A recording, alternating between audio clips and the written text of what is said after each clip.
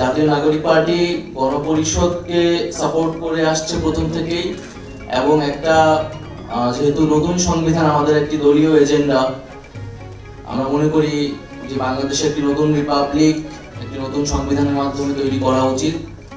তবে এই ইন্টারিম সময়ের জন্য যেহেতু একটা মধ্যপন্থা হিসেবে আমরা বলেছি যে নির্বাচিত যে সংসদ সেটি হচ্ছে একই সাথে আইনসভা এবং সংবিধান প্রণয়নের জন্য অর্থাৎ গণপরিষদের জন্য ব্যবহৃত হতে পারে। অর্থাৎ পথরেখা যে এক, সেটিকে আসলে আমরা আমাদের দলের জায়গা থেকে সুপারিশ করেছি। নতুন সংবিধান বা গণপরিষদ নিয়ে এখানে অনেকগুলো আলোচনা হয়েছে।